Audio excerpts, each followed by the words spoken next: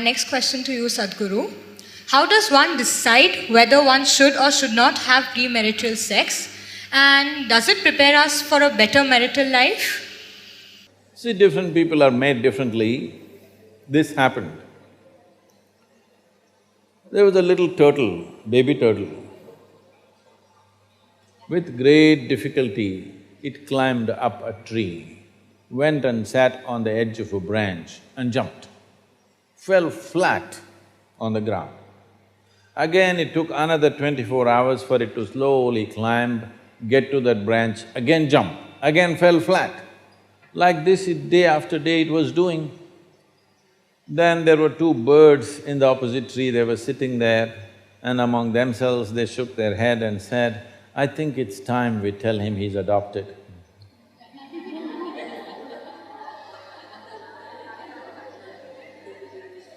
For everybody, we are trying to draw the same prescription. This is not going to work.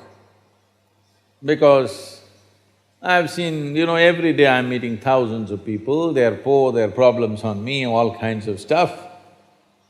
What I see is all these people who talked about great amount of freedom, when it comes to their personal lives, after 30, 40 years of marriage, not 2, 3 years, after 30 years of marriage, still what the wife did or the husband did 35 years ago, still point of conflict. Have you seen or no? You have also seen.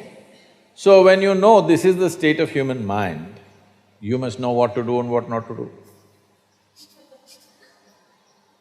It is not a question of morality, it's a question of what kind of life do you want to craft for yourself. It's about that. Is it a morality? Is it that nobody should get into anything or everybody should get into something? There's no such thing. What kind of life are you wanting to craft for yourself? A kind of life where your relationships mean really binding yourself in such a way that truly you can depend on yourself, or it's like visiting restaurants every day, you want to taste something new and see, but you could get very unhealthy with that. There are some people who stick to their home food, though it tastes about the same every day, but those people are generally healthy, isn't it?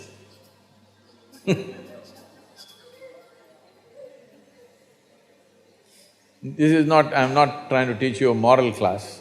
I'm not a moral class person, but these kind of things are happening in the society. People are trying to draw prescriptions. Everybody must do this, otherwise you're no good, or everybody should not do it, otherwise you're no good. No, that's not the way. There was a time in this culture and in every culture, by the time a girl is 15 or 16, she was married. By the time a boy is 17 or 18, he was married. Now because of our education systems and professional requirements and society has changed, everything has changed. Because of that, average marriage age for girls is around 24 in this country right now, and for boys it's crossing 28, 30. The peak of hormonal impact on human life is somewhere between 15 to 30. After that, it's not the same thing. So, this is at least something we must debate. But we should not be hasty to draw a conclusion, this is the way, that is the way. We must give enough awareness to people that they don't get into something compulsively which they regret later. If consciously, if people see that this is the way I want to craft my life, that's up to the individual. But there is no common prescription, there should never be a common prescription. Because individual requirements are very different.